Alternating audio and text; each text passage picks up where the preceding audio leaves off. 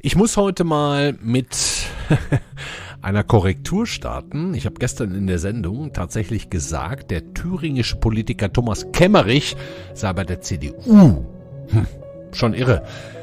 Ja, wie man manchmal neben sich steht. Ich habe die Geschichte ja hier im Podcast für Deutschland schon vor 4 Jahren eng begleitet. Und natürlich danke Ihnen allen für die vielen Korrekturnachrichten. Ich weiß es ja eigentlich auch, ist Kemmerich FDP-Politiker, nicht CDU.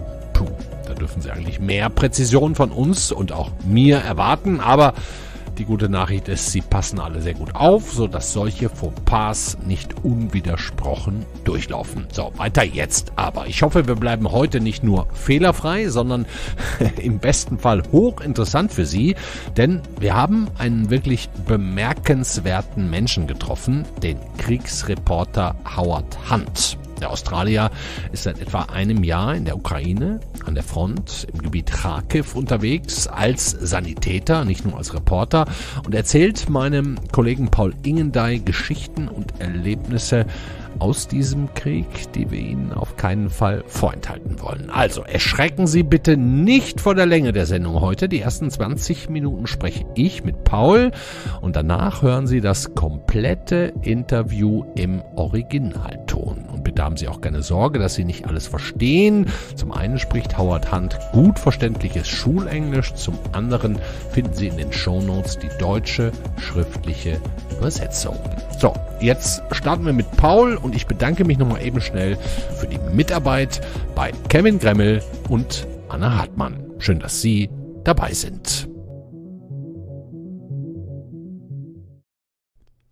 So, wir haben die Situation, wie sie ist, und wir hier im warmen Westen können ja immer viel erzählen. Wir hier können aus unseren warmen Büros und Wohnungen raus lamentieren über Politiker, über Wladimir Putin, über den Krieg, über all die Zustände auf dieser Welt. Aber wir wissen, glaube ich, auch alle ganz genau, dass wir aus dieser bequemen Situation heraus gut reden haben. Umso wichtiger, dass es Menschen gibt, die uns mit ihren Geschichten und Erzählungen immer wieder klar machen, dass dieser Krieg nicht nur ein entferntes Spiel ist, an dessen Ausgang wir uns 9-mal klug beteiligen können. Und so ein Mensch ist eben der australische Kriegsreporter Howard Hunt. Der lebt und arbeitet inzwischen seit langer Zeit in der Ukraine als Rettungssanitäter an der Front und schreibt natürlich darüber. Unser Feuilleton-Redakteur Paul Ingendey, den kennen Sie auch aus dem Bücher-Podcast, der hat Howard Hunt, den Kriegsreporter aus Australien, getroffen und mit ihm ein langes Gespräch geführt. Jetzt spreche ich erstmal mit Paul. Hallo, grüß dich. Hallo Andreas. Wie kommt denn ein Feuilleton-Redakteur auf so eine Idee? Ja, ich wurde von Howard Hunt kontaktiert per Brief, handgeschriebenem Brief. Der hatte eine literarische Frage. Er wollte ein Buch von ihm übersetzen lassen und hat sich an mich gewandt. Ich fand den Typ von Anfang an interessant. Ich weiß aber nicht genau warum. Der war sowohl höflich wie auch zäh. Aha. Und dann haben wir uns irgendwann mal in Berlin auf ein Bier getroffen und er hat erzählt und er lebt bei seiner Freundin. Er war viele Jahre in New York gewesen, in Tschechien gewesen.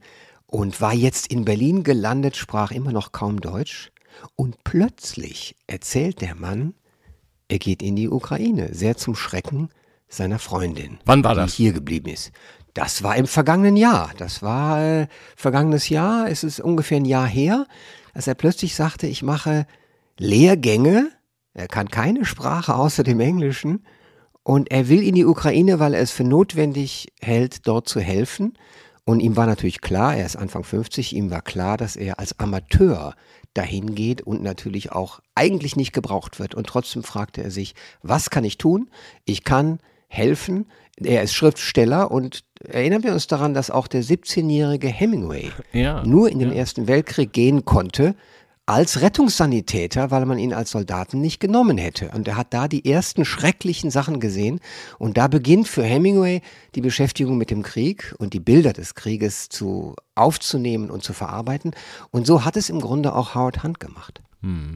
Spannend, dass du Hemingway erwähnst. Da kommt der Feuilleton-Redakteur raus und da können wir auch direkt mal verraten, dass du auch gerade ein Buch schreibst über den spanischen Bürgerkrieg, wenn mich nicht alles täuscht. Da sammelst du noch. Also sowas interessiert dich schon. Ja, ich bin mittendrin und die Fülle an Ansichten, und Meinungen und Erkenntnissen über diesen fernliegenden Krieg, jetzt bald 90 Jahre her, die ist immer noch lehrreich, auch für den gegenwärtigen Krieg. Denn Krieg ist ein Phänomen, das alle Sinne und alle Verstandeskräfte beschäftigt. Und das versuchen wir in der Zeitung ja auch. Wir haben wirklich großartige Korrespondenten in der Politik, die da hinfahren und berichten. Und ich glaube, Nüchternheit und Demut gehören zu den 2 wichtigsten Tugenden und Genauigkeit natürlich und schreiben können, aber auch die Nüchternheit, daraus keinen Porno zu machen, die Demut, immer zu wissen, was die eigene Rolle ist. Und ich glaube, das ist ganz zentral, wenn wir über Kriegsberichterstattung reden. Das ist gar nicht so einfach, ne? Ich meine, die meisten Menschen fliehen ja schließlich, wenn Krieg ausbricht, logischerweise. Und dann gibt es welche, die dann erst recht hinfahren, wie zum Beispiel Howard Hunt. Was glaubst du, was da noch für eine Motivation hinterstecken könnte? Eindeutig die Suche nach dem Buch, dem nächsten Buch. Also der Mann hat sein Thema dort. Der ist sicherlich auch von Gewalt als Phänomen fasziniert. Das gibt es ja oft. Und dann ist immer die Frage, wie behandelt man sie? Und ihm ist sehr klar, wir haben oft darüber geredet, ihm ist absolut klar, dass auf die Darstellung alles ankommt. Die Wortwahl, die Haltung, den Ton, den man findet oder nicht findet. Und daran arbeitet er. Und er wird irgendwann ein Buch schreiben. Du hast ihn getroffen vor gut einem Jahr, hast du gesagt. Da hat er im Grunde nach einem Übersetzer gesucht. Jetzt ist er seit über einem Jahr in der Ukraine und dann wieder nach Berlin gekommen. Wann hast du ihn wo getroffen jetzt in den letzten Tagen und Wochen? Ich habe ihn tatsächlich zum letzten Mal jetzt bei unserer Podcast-Aufnahme vor kurzem getroffen, vor 8 Tagen, wenn ich mich jetzt richtig erinnere, oder 12 Tagen. Und da haben wir uns lange hingehockt an einem Sonntag, wenige Stunden bevor er wieder einen Krankenwagen, den er in Berlin organisiert hat, nach Polen gefahren hat und dann in die Ukraine weiter. Dort werden diese Krankenwagen umgespritzt, nämlich militärisch grün, ausgestattet, gesichert, und zwar werden sie kugelsicher gemacht und dann sind sie für den Einsatz dieser Arbeit, die Howard Hunt dort macht, nämlich als Sanitäter, die Leute von nahe der Frontlinie zurückzubringen an Stabilisierungspunkte, wo sie erst versorgt werden und dann sie weiter in die Krankenhäuser in Charkiw. Charkiw hat bis heute 24 Krankenhäuser, die sind voll beschäftigt und voll belegt. Und Howard hilft dort mit einem Team, zusammengesetzt aus Ukrainern und ausländischen Leuten, Ärzten auch, aber auch Helfern und Sanitätern, da das Notwendigste zu tun, um diese Stadt Charkiw zu halten. Denn das ist eine umkämpfte Zone, wie wir alle wissen. Die Stadt ist ständig in den Nachrichten. Und da hat er natürlich schon einige schreckliche Dinge gesehen. Ja, werden wir auch gleich noch von ihm hören. Ich würde jetzt mal einen ersten O-Ton von Howard Hunt einspielen, in dem er auch nochmal beschreibt, wie er überhaupt zu der Entscheidung gelangt ist, nach Charkiw zu gehen und sich dort zu engagieren. And I went to a veterans hospital in Lviv and wound up talking to a couple of friends of my friends from Ivano-Frankivsk, who were these hilarious villain football hooligans from Charkiw. But they told me these amazing stories of football hooliganism where they would travel around Ukraine and just beat the living crap out of various other supporters of various other teams, and they were highly skilled and highly organized and highly violent. And so when Russia started making its plans and forming up battalions on the Ukrainian border, these guys were there basically rubbing their hands together, waiting for the Russians to cross so they could go to work on them. I got their numbers, I wrote to them, I never got a reply. But what happened, and sort of the genesis of my decision to, okay, I will train as a medic, is I will train as a medic and I will go to Charkiw and I will chase the story. Ja, Paul, schon einigermaßen überraschend, dass sein Weg in die Ukraine tatsächlich über Fußball-Hooligans zustande gekommen ist, oder? Ja, das ist interessant, auch deswegen, oder sagen wir, es ist auch zwingend, denn es gibt ein berühmtes Buch von Bill Buford, Among the Thugs. Habe ich gelesen. Das ist diese berühmte Darstellung der Fußballgewalt, also bis heute die klassische Darstellung, schon fast 30 Jahre alt, das Buch. Und Howard ist ja im englischsprachigen Bereich wirklich weit belesen und er fand das einen irren Zufall, aber er hat erkannt, dass der Hooliganism und die Gewalt, die latente oder auch gezeigte und gesuchte Gewalt und das Saufen, das Hartsein, all diese ganzen Dinge, die dazugehören, Drogen, Trinken, alles das, hat in dem Fall den Effekt gehabt, eine entscheidende Schlacht um Charkiw zu gewinnen, ja. Und diese Ironie sieht er, aber er sieht auch natürlich die Größe darin. Das zu beschreiben, ist eine echte Kunst oder erfordert einen guten Künstler. Ja. Und das ist Teil seines literarischen Projekts, das er hat. Das läuft immer nebenher, neben den Artikeln auch, die er für uns geschrieben hat. Er hat ja doch immer wieder Reportagen geschrieben, die zeigen, wie das auch aus in der FAZ. Nähe Ich aussieht. hänge ein paar da auch in die Shownotes, genau, ja. Genau, er hat also doch, inzwischen haben wir 9 Artikel von ihm, zum Teil lange Reportagen. Und warum ich das so interessant finde, warum ich seine Texte auch betreue, ist, natürlich sind sie von einem Amateur auf der einen Seite. Und auf der anderen Seite hat er einen literarischen Blick für Details. Also die Texte sind wahnsinnig lebendig. Und sie geben uns einen Begriff davon, was dort los ist. Und wenn ich das noch sagen kann, im letzten Jahr, im gerade ablaufenden Jahr, ist etwas dazugekommen. Der Drohnenkrieg hat den Charakter des Krieges verändert und das beschreibt er sehr genau. Das heißt, die Arbeit auch der Rettungssanitäter ist eine andere geworden. Sie ist schwerer als vorher. Ja. Also gut, dann lass uns nochmal so ein bisschen chronologisch versuchen vorzugehen. Er hat also die Entscheidung nach dem Bier mit dir in Berlin getroffen, in die Ukraine zu gehen, mitzuhelfen und sich genau überlegt, was da seine Rolle sein könnte.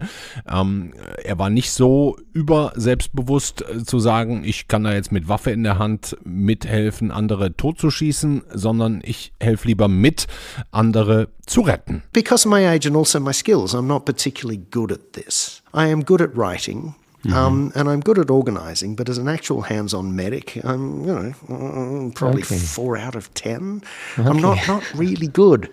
But I turned up and they took me, and I sort of made it happen by sheer force of will. And I did it essentially by walking off the street into their base and sitting down. And not going away. And not going away. Sanitäter also in Charkiw. Verwundete rausfahren, nah an der Front, den Tod dauernd im Angesicht. Seit wann macht er das eigentlich genau, Paul? Also ich glaube, ich habe die Chronologie vorhin ein bisschen falsch gesagt. Es ist über ein Jahr, dass ich ihn kenne, denn er ist ja schon seit einem Jahr da und er kommt gelegentlich nach Berlin. Aber das Erste und das wirklich sehr Komische auch in seiner Darstellung, was wir nachher im vollen Podcast von ihm hören können, ist, dass er erstmal auf die Landesschule in Berlin geht, Rotes Kreuz Landesschule, und da anfängt. Und das auch ohne Deutsch, weitgehend ohne Deutsch. Da kommt er ganz gut durch. Dann geht er nach Tschechien, macht dort nochmal eine Ausbildung, die aber wirklich tough ist. Ja, und da sagt er, hier ist der große Unterschied zwischen dem Deutschen Roten Kreuz, die ihre Arbeit machen, und den Leuten in Osteuropa, die wirklich nah dran sind und ganz andere Dinge fordern und auch eine ganz andere Härte zeigen. Das heißt, da wurde er wirklich angebrüllt und da sind sie durch den Schlamm gekrochen, da hat er eine taffe Ausbildung bekommen und dann hat er sich medizinisch so weit weitergebildet, wie man das als Rettungssanitäter tun muss, hat aber auch erkannt, sein großes Talent ist nicht jetzt Kanülen zu setzen oder andere Dinge zu tun. Sein großes Talent ist zu organisieren und zu managen, sodass er also jetzt schon 3 Krankenwagen insgesamt besorgt hat. Er hat Crowdfunding gemacht, er besorgt die, er handelt, er bringt die rüber und er hat eine Webseite auf die Beine gestellt, wo er die Arbeit dieser kleinen Brigade erklärt, nennt es im Grunde Bataillon, also Hospitaler, das nennt er auch so, und das existierte schon vor seiner Ankunft. Es ist ein kleines Team, die da zusammenarbeiten, sowohl Ukrainer wie Ausländer, und er versucht diesen Outfit so gut hinzukriegen, diese ganze Gruppe, dass sie einerseits die Militärs nicht stören, die Rettungsmannschaften nicht stören, wenn eine Bombe eingeschlagen hat, aber eben auch wirklich Hilfe zu leisten, wo sie gebraucht wird. Das heißt ganz konkret, verwundete Soldaten einzupacken, wegzufahren und zur Weiterversorgung in Sicherheit zu bringen. Ja, und das ist natürlich eine sehr klar umgrenzte Aufgabe und dem widmet sich dieses Team. Ja, wir können auch auf jeden Fall mal schon jetzt in eine Geschichte reinhören, die nicht im Interview gleich, das wir gleich hören, stattfindet, sondern die Howard Hunt dir nachträglich nochmal geschickt hat, weil sie ihm so wichtig war. And this happened 2 weeks ago where a friend of mine who was the girlfriend of the British medic who really was instrumental in helping me join hospitales and making the decision to get my own ambulances and find crews for them. This English guy had a 32-year-old Ukrainian girlfriend called Mary Christina. We called her Chris. And she was really fierce, and she really wanted to work in Medivac, and she pulled a team together. And she had been doing some crewing near the front line in Donetsk Oblast. And so my friend was with this girl. They were working in a stabilization point. It was the second last day of rotation. They were in the process of evacuating some soldiers when some artillery started to hit the road outside the mini field hospital. And so my friend Chris went and sheltered in the basement and waited for 30 minutes until it seemed like the artillery had stopped.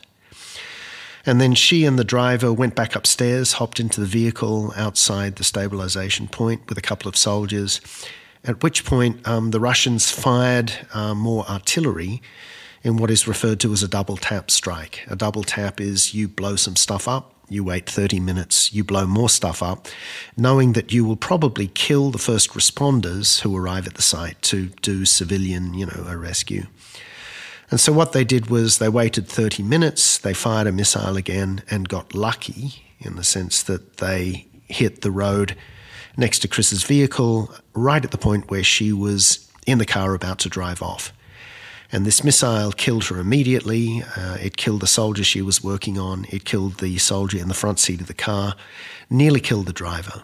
And we had a funeral for her at the military cemetery in Kyiv. And this was something that really brought home the fact that, this thing is real. People I know are being killed in this war.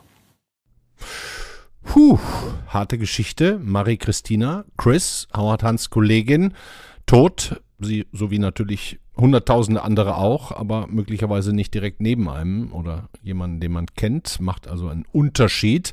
Da wird der Tod persönlich. Diese Geschichte war ihm wichtig, ne? Die musste er erzählen, noch nachträglich. Absolut, weil er hatte sie kennengelernt, auch im Zusammenhang mit einem jungen britischen Arzt. Der britische Arzt, der Oliver Woolson, die beiden waren ein Paar, Maria und Oliver, und es gibt ein Bild von den beiden und das habe ich vor einigen Monaten schon gesehen, das war auf der Webseite oder ist noch auf der Webseite dieses Bataillons und das ist eine Paargeschichte, wenn man so will, denn der junge Brite war auch gekommen. Im Krieg quasi eigentlich. Eine Liebesgeschichte und der junge Brite war gekommen, statt seine Medizinausbildung abzuschließen, aber er ist schon ein volltätiger Arzt gewesen, beziehungsweise als Arzt tätig gewesen, obwohl er noch gar nicht ganz durch war. Der hat enorm geholfen, wie Howard mir erzählte. Dann gibt es dieses Paar, die zusammenarbeiten und zusammen monatelang in diesem Krieg sind. Dann geht er nach England zurück und kurz darauf wird sie getötet. Das ist einfach eine sehr traurige persönliche Geschichte. Und natürlich gibt es von diesen Geschichten vielen. Ich glaube, diese Geschichten sind notwendig neben der objektiven Berichterstattung über Kriegsverlauf und Entwicklungen und Verhandlungen, wenn es sie mal irgendwann geben könnte. Ich glaube, dass wir diesen Mix immer brauchen und dass die Mischung aus Alltagsdetails, Privatem und dem Größeren der Geschichte, der Politik eigentlich unser Verständnis von Krieg ausmacht. Das ist immer so gewesen und deswegen gibt es eine unzählige Menge an Ansichten über den Krieg und an Erfahrungsberichten. Und Howard Hunt ist eben eine Facette, der versucht auch diese menschliche Seite zu zeigen. Hast du rausgefunden in dem Gespräch, wie er sowas als Mensch aushält? Spricht er darüber? Er spricht einerseits darüber, aber er hat diesen, wie soll ich das mal nennen, er hat diesen Entertainer-Ton, so eine gewisse Toughness nach draußen, so ein Humor, der zum Teil auch recht krass britischer ist. Humor, obwohl er Australier australischer ist. Humor, britischer Humor, er ist da im Grunde klassisch. Er wird nie sentimental, er wird auch nie ganz tragisch, aber natürlich ist es durchzuhören aus seinen Texten. Vielleicht machen die für mich auch den Reiz aus, denn es gibt verschiedene Tonlagen, die aushaltbar sind. Für mich ist diese eher britische Herangehensweise, einen Ton zu finden, der distanzierend bleibt oder uns die Komik hier und da erlaubt. Ironie rettet. Ironie. Ironie rettet, da hast du völlig recht. Und das ist, glaube ich, auch ein bisschen unser Zustand. Ja, mit diesem kleinen Mittel oder auch dem schwarzen Humor retten wir uns über das Scheußliche dieser Nachrichten hinweg. Ja. Okay, Paul. Dankeschön schon mal bis hierhin. Wir hören jetzt gleich im Anschluss und in voller Länge dein Interview mit Howard Hunt. Für alle schon mal der Hinweis, wer des Englischen vielleicht nicht genug mächtig ist, wobei der wirklich ein sehr gutes Englisch spricht, ne? Also auch für uns Schulenglisch. Sehr deutlich. Sehr deutlich, sehr einfach zu verstehen. Also kann ich nur jeden ermutigen, bitte nicht aufgeben, bitte unbedingt dranbleiben. Und wer Schwierigkeiten hat, wir hängen die deutsche Übersetzung in die Shownotes, beziehungsweise hängen auch einen Link rein, sodass man auch mitlesen kann. Aber man muss es im Englischen hören, um die Töne zwischen den Zeilen zu verstehen, oder? Genau, ja. Würde ich auch sagen, und ich finde, das ist das Außergewöhnliche. Er ist eben nicht nur ein guter Schreiber, er ist auch ein guter Erzähler. Und als solcher, glaube ich, ist es mal gut, das zu hören. Es kommt ja direkt von der Quelle. Und deswegen denke ich, dass er allen was bringt, auch wenn man nicht jedes Wort versteht. Es bringt allen was. Was hast du persönlich mitgenommen, Paul? Ich mag den Kerl. Ich traue ihm, das ist ganz wichtig. Ja. Seine Haltung bei allen Show-Elementen, die man gleich auch hören wird, die er hatte, ist ganz zweifellos so. Ich denke, er wird irgendwann ein Buch machen. Ich werde ihm helfen, soweit ich kann, dieses Buch auf den Weg zu bringen. Ich hoffe, dass es dann auch auf Deutsch kommen wird. Und dann werden wir uns wieder hören. Ja, freue mich schon drauf. Dankeschön für heute erstmal, lieber Paul Ingendey. Vielen Dank, Andreas. Bis nächste Mal.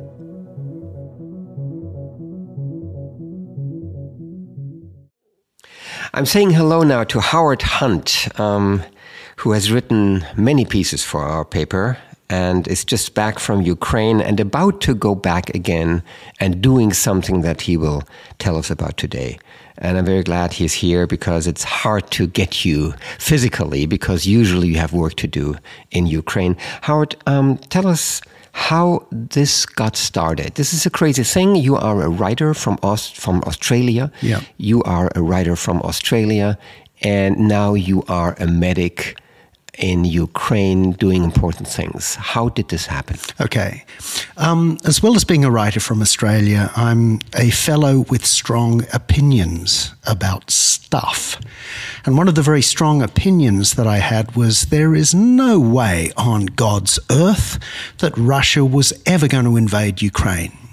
And this was an opinion that I expressed emphatically at many dinner parties and just went on and on and on. And then Russia invaded Ukraine. Which time are we talking when you were still convinced this was what wasn't going to happen? Before the war. So we're talking January, February 22.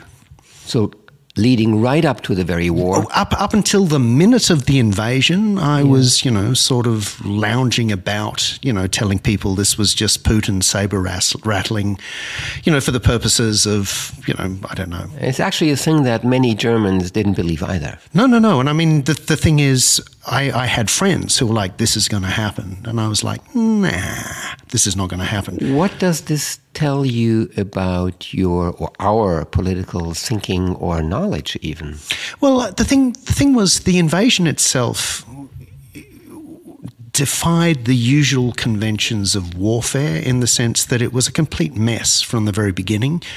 And all of the war chess players who were watching the theatre of war were like, that's insane. If you were to invade all at once in many directions, it's not necessarily going to work.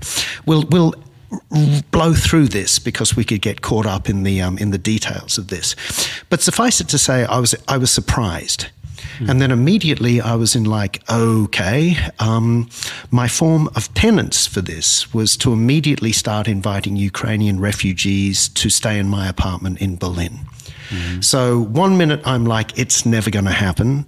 3 weeks later, I have Ukrainians in my apartment. Wonderful. And so I kind of get the war plus the history of Ukraine through these guys. And I wound up with an awesome couple, a guy and a girl in their early 30s from Ivano-Frankivsk. The guy was lovely. He was Russian. And he had sort of re-educated himself to be a Ukrainian speaker and deeply apologetic. But the girlfriend was an amazing patriot. and she sort of hated Russia with the heat of 1,000 suns. And so I really got this whole West Ukrainian, we must preserve our culture. You know, East Ukraine, it's all just hell on a stick. Yes. I need to ask you something before the background of Howard Hunt, the writer from Australia, is that you spend a large number of, actually the bigger part of your life, you spent 6 years in New York, you were 10 years in Prague, and now it's almost 10 years here in Berlin. Yes. So you are somebody to pick your own home, right? Right. And so this catches you here. As a foreigner in Germany, you speak some German, but not, brilliantly. Can I say that? We can say that the fabulous F.A.Z translators are the heroes of my articles. I want to get that on record. And I don't assume that your Czech is no, my Czech is hilariously awful. So you don't have much Ukrainian. I have zero Ukrainian. So still, we need to come back to this now. So you took up these people, Ukrainian people, the refugees who came over to Berlin in thousands and thousands. And then you have another idea of going there, going to that war. Right. Why on earth would you pick that place? Because it's one of the most hellish and most dangerous places on earth. Okay. I just finished writing a book. And I finished it and I submitted it to literary agents, as you do, and sort of got what I have received. I've published. I've written a number of books. I've written 5 in total, but I'm what is regarded as a mid-list author, which means I'm not young and hot, and I haven't sold a gazillion copies. So my stuff goes into the ether. I'd written a book, but at the tail end of the book, I'd become so preoccupied with what was happening in Ukraine, I sort of finished the book and was immediately thinking about the next project. And the next project really happened when the guy and the girl from Ivano-Frankivsk invited me to Lviv, which is a western city in Ukraine, and they invited me in the first year of the war in September. And I went to a veterans hospital in Lviv and wound up talking to a couple of friends of my friends from Ivano-Frankivsk, who were these hilarious villain football hooligans from Charkiw, who were fans of this football team called F.A.Z. And they had this really interesting story. They'd been badly, badly wounded. One of them had lost a leg. They were about to go onto a plane. They were sort of flying off into Europe to be fixed. I got their numbers. I would never hear from them again. But they told me these amazing stories of football hooliganism where they would travel around Ukraine and just beat the living crap. Can I say crap? Beat the living crap out of various other supporters of various other teams, and they were highly skilled and highly organized and highly violent.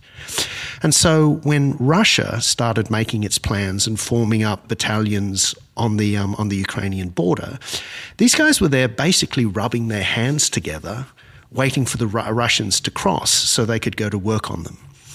And they did. And they did. And this becomes... And can you tell me how they did? They, essentially what happened was, Russia had a particularly great special forces unit, the 2nd Guard Spetsnaz, based in Belgorod. And these guys had all the cool gear. These guys were the parachute dudes with the tanks and all the fantastic stuff. But they didn't know they were going to invade Ukraine until 2 days before the invasion, because what Putin was planning was a blitzkrieg. And so the information was kept tightly under wraps. In the meantime, these football hooligans from F.C. Metalist had spent about 4 months preparing for the Russians to invade, sort of amassing everything they could get their hands of, which in this case is lots of 4-wheel drives, lots of normal utility vans, a load of Kalashnikovs and Molotov cocktails. And we're not going to ask where they get them from, right? No. They just have them. But the point is, all of a sudden the whistle is blown. All of a sudden, Russia rolls across the border. All of a sudden, one of their absolute elite units is absolutely smashed. By those football? By a bunch of football hooligans in concert with the legendary 92nd Battalion, who are the real heroes of the first defense of Charkiw. But this was this epic battle. And the thing that really solidified it for me as a story that I wanted to chase is talking to these hilarious villains in this veterans hospital in Lviv, because they were just unapologetically, hooray, they came at us and we took them down. Can I ask you, are they still, or do you have any knowledge of them being still active in any way? These guys went into the ether. So it was that thing, I got their numbers, I wrote to them, I never got a reply. Okay. But what happened, and sort of the genesis of my decision to, I will train as a medic, is I will train as a medic and I will go to Charkiw and I will chase the story. And in order to chase the story, I would need to make friends with them in much the same way that Bill Buford made friends with British football hooligans in his epic book called Amongst the Thugs, which to me is like one of the most seminal books of football violence ever written. It's fantastic. And what I got from these guys in Lviv was the same kind of joy at fighting. Unapologetic joy, and they should have been really sad because they had been badly messed up in battle. But they were sort of reliving the joy of actually going and fighting. How many people are we talking? I mean, what kind of group are we talking? We would be talking thousands if we're talking about FC Metalist. Okay. It would be, like sort of pulling in Millwall or Chelsea or something like this. It's a team we haven't heard about ever. Well, we haven't heard about sitting in Germany.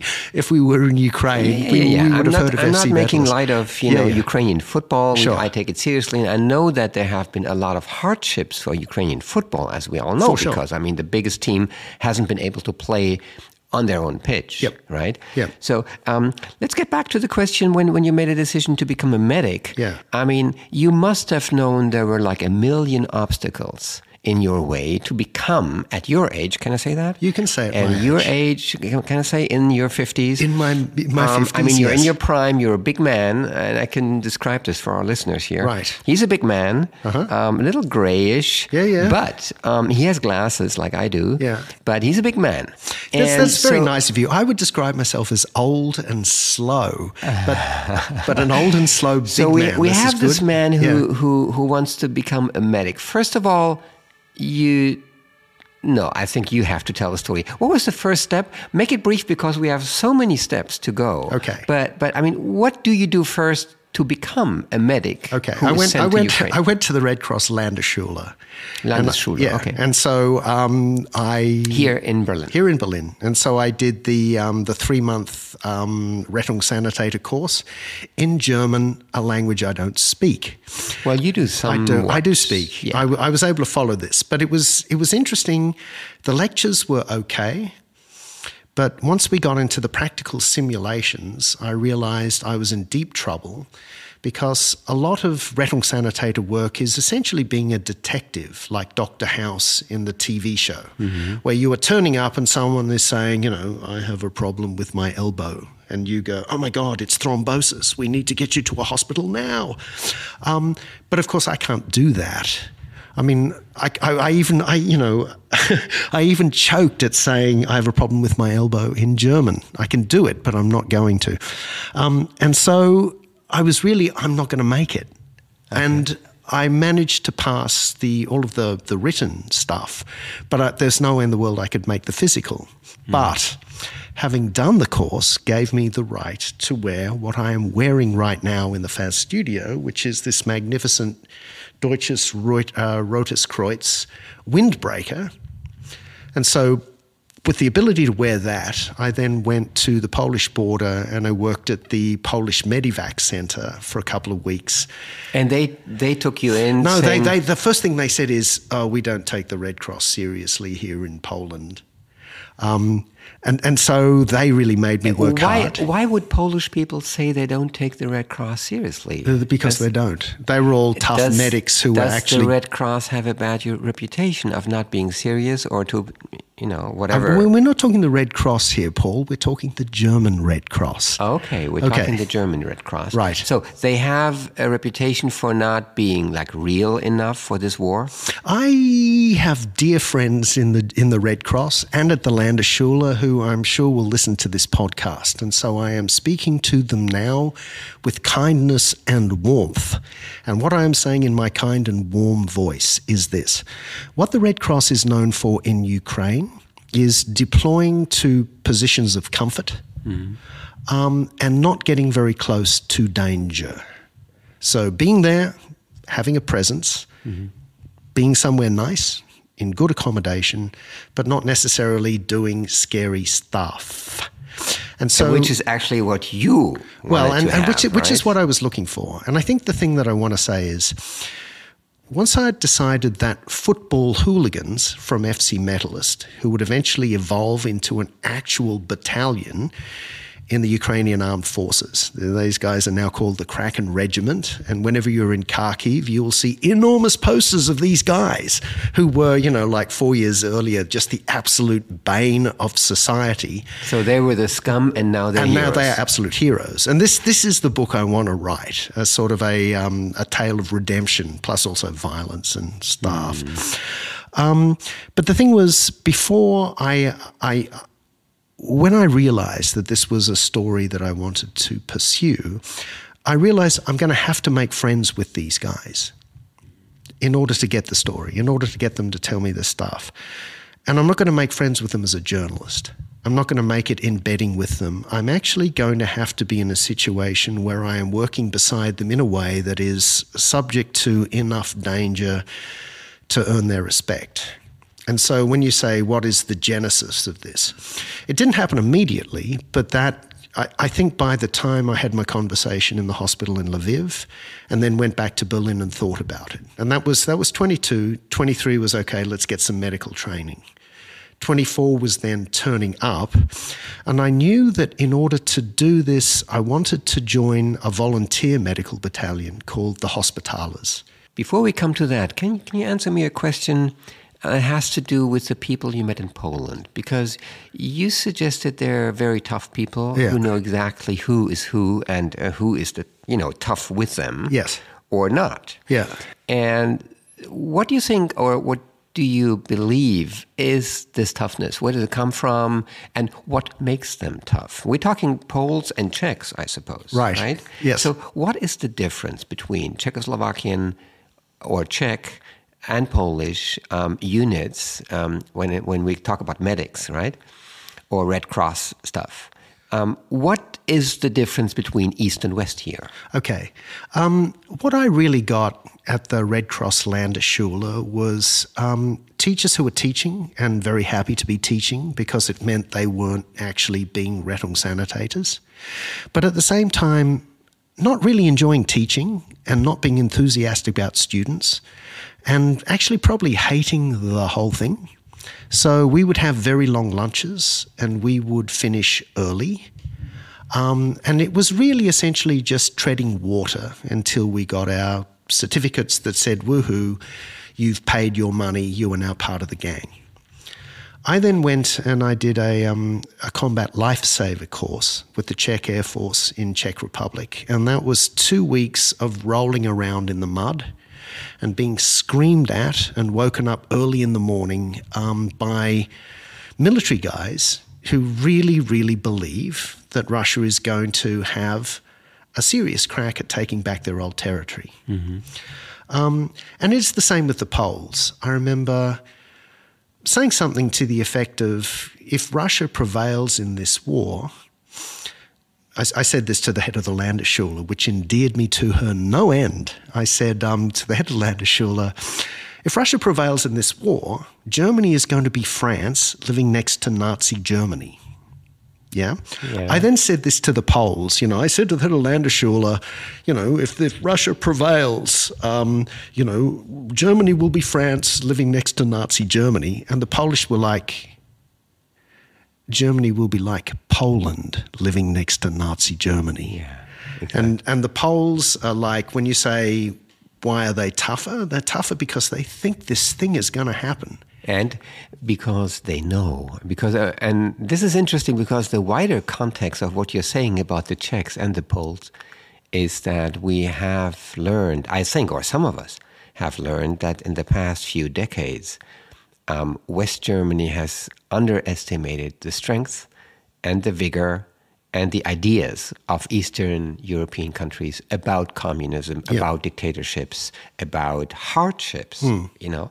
And this is just to say that we have a large distance to what is happening in the East, and sometimes we simply don't understand what's going on. Yeah, sure. And what you're saying is these people are realistic because they know exactly who the Russians are and who they have been to them along the 20th century, right?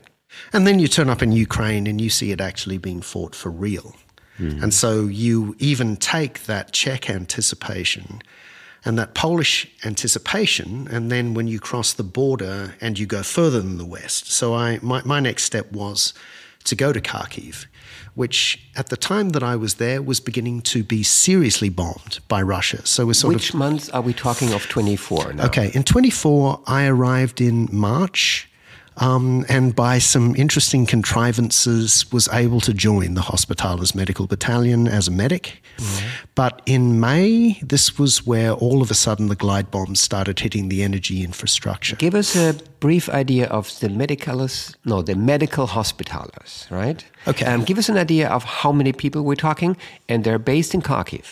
No, they are not. They're not. The Hospitallers was set up in 2014 after the Maidan protests that resulted in Russia annexing Ukraine and taking some territories in the Donbass.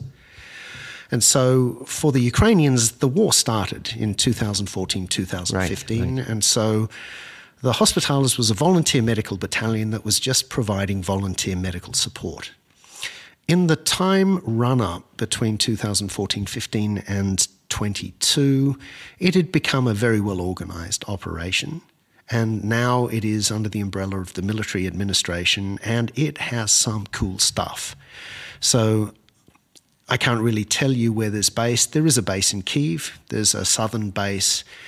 There's a vehicle base, which is where all of the vehicles were hidden.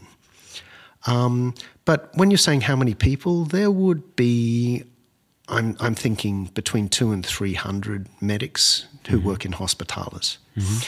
What happened with me was I went to Charkiw. I had been told no 5 times. So they really were a very, very nice, old, non-Ukrainian speaking person. And everybody really says this. They're like, thank you very much. Thank you very much. Thank you. Oh, it's so nice. And immediately when they're like, it's so nice, I know the answer is no. You mean they wouldn't let you in? They wouldn't let me in. Because you wouldn't. I mean, I'm not prime candidate material for this. Because of your age? Because of my age and also my skills. I'm not particularly good at this. This is what should be said. I am good at writing, and I'm good at organising, but as an actual hands-on medic, I'm probably 4 out of 10. Okay. I'm not really good. But I turned up and they took me, and I sort of made it happen by sheer force of will. And I did it essentially by walking off the street into their base and sitting down. And not going away. And not going away. And once they realized it wasn't going away, they were like, okay, we'll put you on this rescue bus. And the rescue bus was driving from the base to Avdiivka, which after Bakhmut, I'm sure your readers have heard of Bakhmut. Yeah, sure. Avdiivka was the other one. It was the next one that the Russians spent a long time capturing. And so when I was working on this rescue bus, which would be April, May, and June. Working meaning exactly what? I was essentially I would say I was assisting the head medic, but what I really was doing was I was carrying wounded soldiers out of Casevac vans on stretchers and loading them up into the bus. Okay. And so to bring them to well, this was the whole thing. Yeah. We would drive to a field hospital in Avdiivka. We would park, we would load 6 very wounded soldiers onto the 6 beds in the bus, and then we would take as many soldiers as we could carry. And so you would often have maybe 20 soldiers sitting in the back in various stages of blown to pieces. all of the guys were awesome. All of the guys were making an absolute show of hiding their pain. So no one would admit, pride. Yeah, no one would admit to pain. It would be like, hey man, would you like some pain-killing drugs? And they would go, no. Really? Yeah, really. They would not take painkilling drugs? They would tough it out. This was interesting. I also met, guys who would speak English, who would want to practice their English on you and on me, and would say, the second I've got a traumatic brain injury, but the second my head gets clear, I want to go back because I can't, abandon my guys. But Avdiivka now is in Russian hands, and we drove, I would say, an 80-kilometer stretch of highway that has now been recaptured by Russia. And so what is actually happening is very real. Like the Russians are slowly advancing by just sheer weight of numbers. And I have seen the fallout of that. And that is actually scary to behold. Before I came here, I spent a week in Kramatorsk. And the thing with Kramatorsk was like one of those things that was like a popular war tourist destination. If you were a foreigner and you were in Ukraine, you're probably going to be in Kramatorsk because it's just like a fun little town with a bunch of cool bars. It would like being in Austin, Texas, right? Cool little town. And the real worry is that Kramatorsk will fall. And certainly if there is an agreement between Trump and Putin where Trump goes, have your territories, have Donetsk Oblast. This fun little town, the Austin, Texas of the Donbass, it'll go. And all these nice little places and all these nice people that I met, they will have to flee because if they stay, they will be messed with. So this is it. But I did 3 tours on the rescue bus. And then I think we're going to come to the point of our conversation, which is then what happened? Okay, Howard, now. Well, I think the point of our conversation has been reached already because we're deep in the middle of your life. Yep. You're dedicating your life and energy, and you're running a lot of risks for this. But what is the next step? What happened then? No, the next step is already in play, my friend. Okay. The next step is quite complicated, where I did 3 tours on the bus. I understood everything that was really going on. I'd put in my IVs. I'd done some legitimate medical work. I'd carried a lot of people. But what I wanted to do was I wanted to be in an ambulance and I wanted to be doing some actual medic stuff closer to the front line. So now we have to sort this out. Buy a medic, or it's not a car, it's an ambulance, right? You mean going very close up to the front, picking up the wounded soldiers, bringing them back to the snap point. Yes, and if it was 23, that would have been possible. Okay. But in 24, it is not possible because of drones. Okay. So drone warfare in 2024 has become so fierce that medics can no longer go to the front line to pick up soldiers, because if you are in an ambulance and you're anywhere near the front line, you are going to be taken out by a drone. So now medical evacuation has been divided into 2 parts.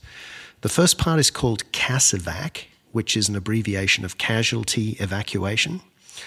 And what happens in CASEVAC is the army medics will throw a wounded soldier into whatever crappy vehicle they can get their hands on, and they will roar away from the front line, usually with a drone jammer trying to jam the signals of the drones that are trying to blow them up. And this is incredibly risky. And I've met a bunch of guys from some serious hardcore companies in the Foreign Legion, for example, Chosen Company, which is one of the biggest and baddest. And these guys are like, we don't want to do this anymore. We want to transition and become medics because being at the front with drones is just so scary. So now Hospitalis does not do CASEVAC. But last year we did, and it was one of the more exciting things you could do. Like running CASEVAC before drones was exciting. Now the percentage chance of getting blown up is high. We do something else, which is called casualty collection point to stabilization point. CASEVAC is the front line. You'll throw a soldier into a crappy vehicle. You'll drive off at high speed. But at a midpoint between a stabilization point, which is like a field hospital, you'll stop off and you will drop your soldier off to some medics in an ambulance, and the jobs of the medics in the ambulance is to keep the soldier on the books until you can get the soldier to a stabilization point. The stab point doctors will then go to work. Can I ask you how many soldiers would fit into one ambulance? Would just one or two? We're talking one or two. Okay. I think the most. So they have to go many times, yes, back and forth. Yeah, and that's the whole thing. Our stab point when I did my rotation was a bridge. Yeah, a dirt road under a bridge with the lights off, and we would be there all night. Waiting. And then suddenly a car would screech up. We'd put one, maybe two, maybe three. So you needed to be there to pick them up when they come. Yes. And then we drive to the stabilization point. How far would that be? And in our case, the stabilization point was really only 7 minutes away. Okay. So when we were doing the bus trips from Avdiivka, we were driving from Avdiivka to Dnipro, and that was a 3-hour bus trip. And so we were keeping patients alive for 3 hours. In most cases, they'd come out of a field hospital and they were fine. But every now and then you'd have somebody who would start, coding, being in trouble. When you were talking about driving, at high speed, yes, what does that imply for you and your... Then that implies 150 kilometers an hour on the most hilariously awful roads, my friend, you have ever experienced, where it is smooth highway 1 minute, Swiss cheese the next, and you learn all of this crazy stuff. Like when you are driving into these mad potholes, you swerve your steering wheel and you actually go over them at an angle, and this redistributes the weight of your vehicle. And what about the poor patients? They're all clattering around in the back. And they will, And they are not happy, but they are not blown up. So they are happy. But so I've done CCP to stab. Can you explain the CCP again? CCP is a casualty collection point. Okay. So it's a bridge in the middle of nowhere. I think I mentioned a piece that I wrote. Being under a bridge being a good thing. Being under a bridge being a good thing.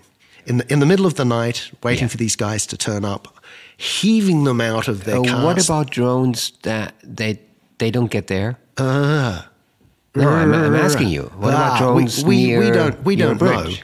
We are now in the market for drone jammers, which we never were as a medical unit. Oh, so destroying the signals or shielding your essentially, own unit? destroying the signals, but this has become harder and harder. Drone warfare is very much...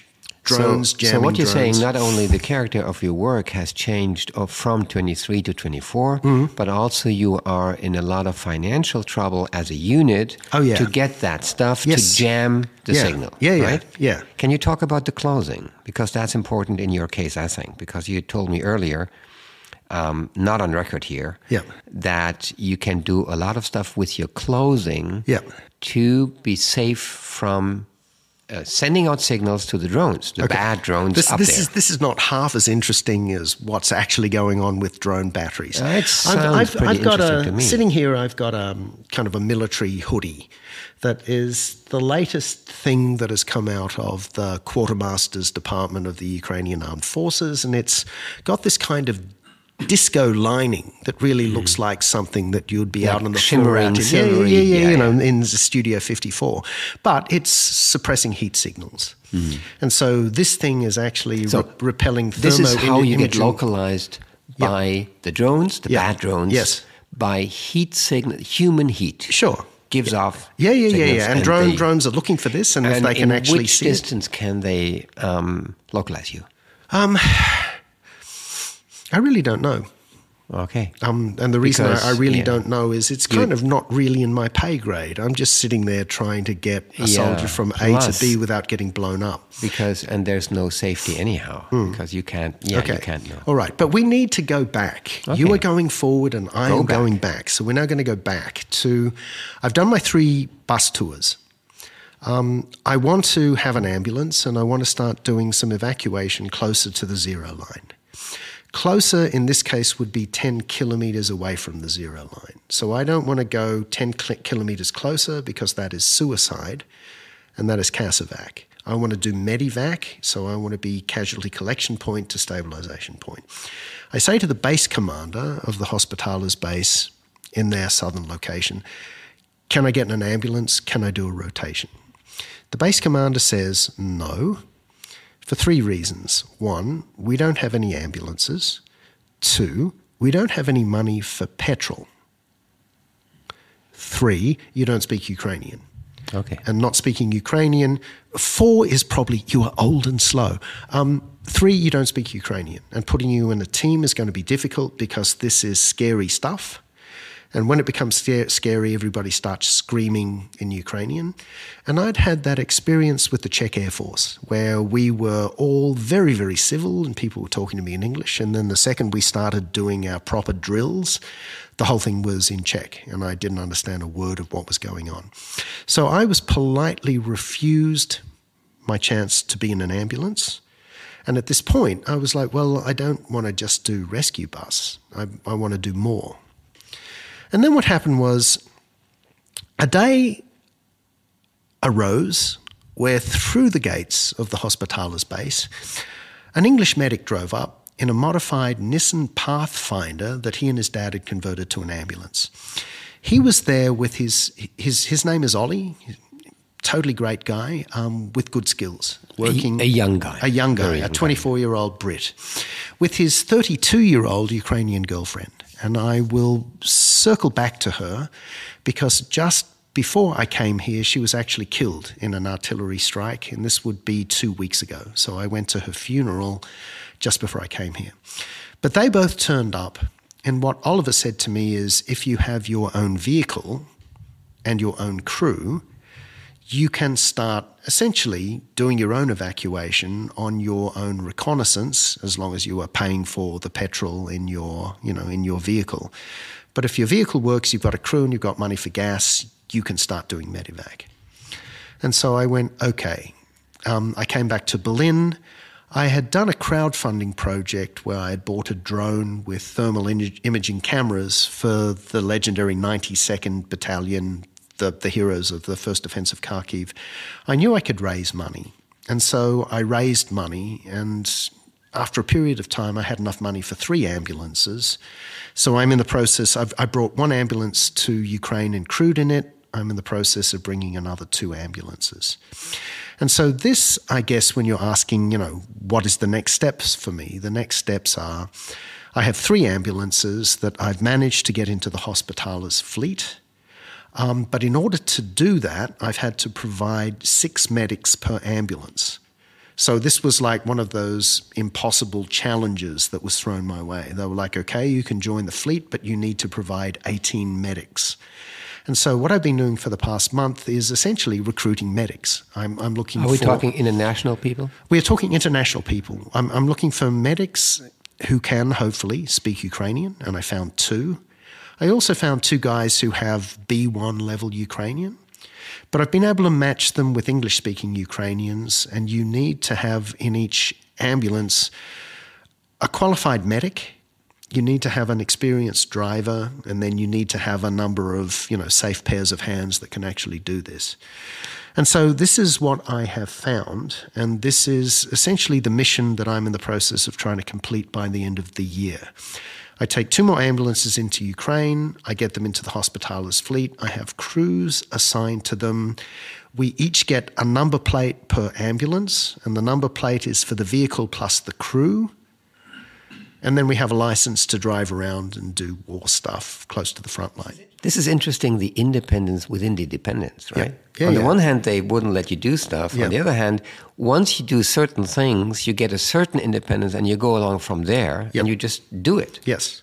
And we're at the point where I've really got to make it work because there has been a lot of standing back and watching, and there has been a lot of who is this man and what is he doing and why is he still here and who are these people and what are these ambulances. But what also has happened is I found a couple of really good lieutenants who are motivated guys. One of them is an American guy who speaks fluent Ukrainian. And they will take these ambulances into the field and they will actually do all of this medical evacuation stuff. You told me earlier that you're doing something important tonight. Of course, when our listeners hear this, this will be done. But can you talk about it? You mean as in the second I get off this microphone? As in the second once we say goodbye. Okay, I then run down to Friedrichstrasse, leap on a train, go to Cottbus, go to Forst on the Polish border, get a lift into a small Polish village, and then I go to Wrocław. Breslau in German, Breslau in German, where I have one ambulance that I have driven, and I drove it last week. So I have an ambulance sitting in Breslau. But I have another ambulance that has been sitting in a field with a whole lot of sheep for the past couple of months. In Poland. In Poland. And I somehow need to drive this ambulance that's been sitting in a field 230 kilometers without it blowing up. And if I can get it to Breslau without it blowing up, the awesome Ukrainian mechanics in Breslau will fix it. And then we will drive both these ambulances into Ukraine to be painted green and armor plated. So that is the next thing, is after the experience with the girlfriend of the young British medic that I was telling you about, and I will circle back to her in a minute, you don't just want to have drone jammers for your ambulances. You want to have serious armor plating.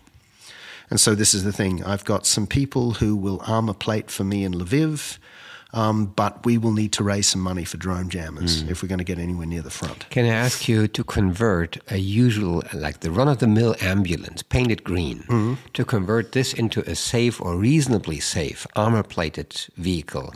How much would that cost? Okay, the interesting thing is, in Ukraine, it's not too bad. You can do the whole thing for about €1,000 with really legitimate armor plating. So you get all the steel coating you can because it's for the Ukrainian military. And so there are army mechanics who'll do all of this for you for next to nothing. But your drone jammers are expensive. Your drone jammers, you now need 8 antennas for every radio frequency that the Russians... Drone jammer is like a little box? It's like a little antenna, but backed with a massive power unit that enables it to put out signals for 500 meters. And you would have that within the car? Well, and here is the dangerous thing. We talked previously about my awesome hoodie that has heat-suppressing material inside it. These generators for the drone jamming antennas, they put out really bad energy, like powerful signal energy that is bad for the human body. And so now we're at the point where if you're going to be driving long Casevac or Medivac with these jammers, you're going to have to start wearing lead-based hoodies that will protect your body from these signals. I don't want to be incorrect and say it is radiation. I don't think it is. I think it's just really powerful energy from batteries, and you have a lot of them in close proximity. But it was a thing. When I was looking at some, I got a very detailed explanation from the jamming antenna guy in Ivano-Frankivsk, and he was really solid on this. So once you have a solution for one thing, you have another problem. Yes. I mean, this is the crazy thing. It really is now, you can go without and get blown up. You can go with and take damage to your body if you are subject to these power sources for too long periods of time. Can I step back for a second and get a bigger picture of what is the medical situation in general as far as you know? I mean, people in your world, they talk about it. I mean, you told us about the Russian advance and the really big problems that we read about in the papers that the Ukrainians have to defend themselves.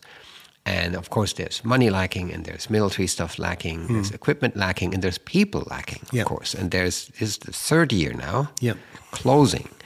And the medical situation, how would you describe it as far as you hear from it or as far as you can talk about it?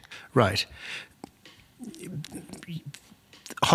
I will speak only of hospitales because I'm not really qualified to speak about the army. What I can say with hospitales is they lost a lot of their good medics in the first couple of years. So there were legendary medics who, really loved Casevac and really liked, rolling the dice and playing this hardline game. A lot of them have been killed. So when you go into the southern base, there are pictures of them all up on the wall.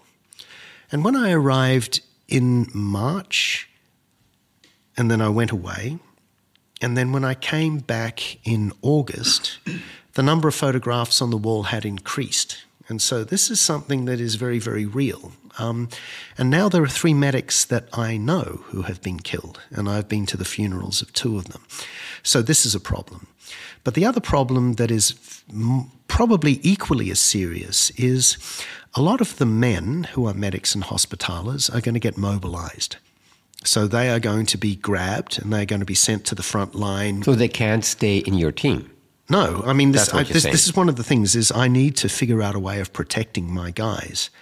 But male hospitalers will be mobilized, therefore they will lose male medics. One of the things that I'm trying to do is actually replace these male medics with foreign medics who can't be mobilized because we've got our British passports. We have our German passports. Who don't speak Ukrainian? Who can speak English and work with English-speaking, in most cases, female medics. So in the crew that I've put together, there's about 10 women with high levels of English who are really good at this.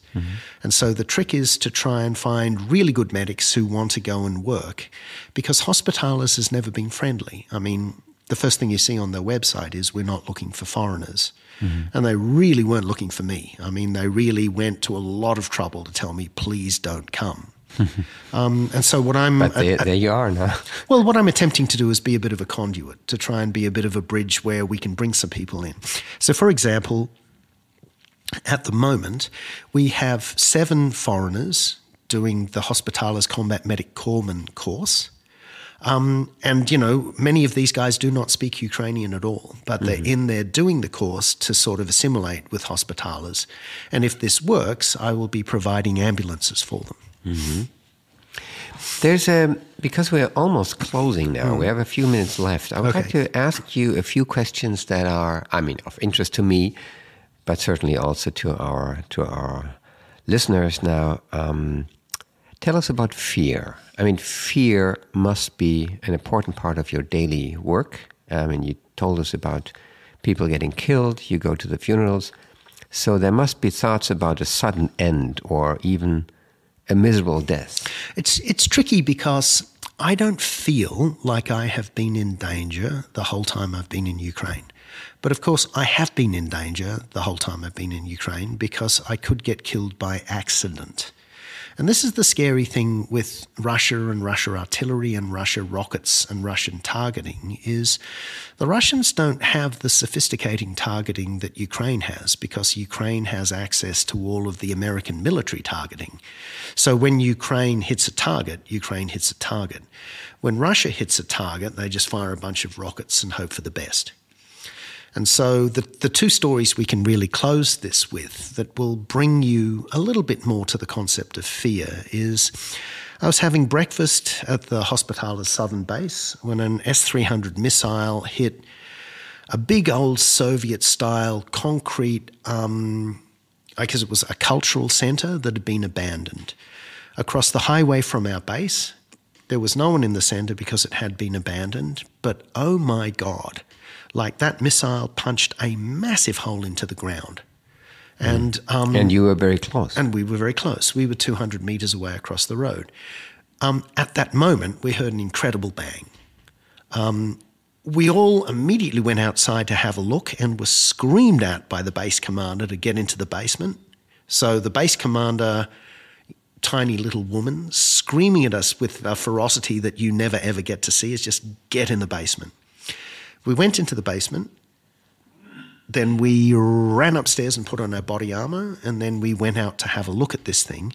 And what we really saw was a missile strike that, had it hit our base, would have killed everybody, would have killed 60 people, would have taken out a bunch of vehicles. This would have been a major tragedy for Ukraine. Were they trying to hit us? We don't even know. We think so because there was absolutely nothing there that was of value, but they lobbed an S-300 missile in our direction and hit this thing across the road and did not hit us. Let me ask you another question and a brief answer, please. Oh, okay. What is the most important learning curve? Looking back on what you have done, what you have seen, what you are doing now, there must be in the wee hours of the morning, something you think, this is what I'm doing and what am I learning? What does this mean to me now? How have I changed? I think in my case, I was not being any more ambitious than thinking I might just be an extra pair of hands. I could carry a stretcher, I can put in an IV, I know basic medicine. What I would say the learning curve is, the second I worked out that hospitallers didn't have vehicles, petrol or medics, I was like, okay, I'm not a great medic, but I am a good organizer. So do what you're good at. There's not a point in putting me on a field if you've got a 24-year-old who can do a better job. So let's find those 24-year-olds and enable them to do great work. Let me ask you, and this is almost our closing question, what is your biggest ambition to be doing in the next few months? I mean, you said you are an organizer, and I think you are. I've looked at your website, you have put this up, you receive donations. Now, I mean, you could always use more, but there are donations, there is some interest, and you get things done, right? So there is a success, and they wouldn't even expect that. They didn't even know you were doing this. Yeah. So, and now it's there, and you're going back. You're going back to Ukraine, and you're doing all this work. What is your next immediate aim? I mean, more ambulances? No. I think 3 ambulances and a crew of 18, well run, will be valuable. What I would like to do for the war next year is I would like to set up our own stabilization point and crew it with foreign doctors. If we could do that in the Charkiw region, because Charkiw is really not very well defended. If we could set up a stabilization point where we could run casualty collection point under a bridge to a stabilization point and get soldiers away from the front line to a stabilization point where doctors can work on them. And at a stab point, things can happen. I mean, amputations can happen at a stab point, but a lot of it is stabilization. You give your soldiers blood, you prepare them, and then medevac, which is stabilization point to hospital. So what I would like to try and achieve, and this would be difficult, would be a little mini hospital midway between the front line and Charkiw. You pick up soldiers, you get them to this mini hospital, you fix them up, and then you drive them to hospitals in Charkiw. And if I could do that, I think that would be enough for me in this tiny little corner of the war. I think I could organize that. My ambitions don't run higher than that. That's all I want to do. It also sounds like something that would be, would have a high value for Charkiw and surroundings. And I mean, Charkiw has got no defense. Charkiw is actually being smashed. We know this is hell going on. Yeah. So, Howard, thank you so much for telling us, and I'm sure we'll be in touch. We should also say that you have been writing articles, long feature pieces for us, for our paper, and there have been 8 so far published, and you will keep doing this. So I'm glad we're in touch on this, and I wish you all the luck in the world. Thank you very much. Thank you. Okay.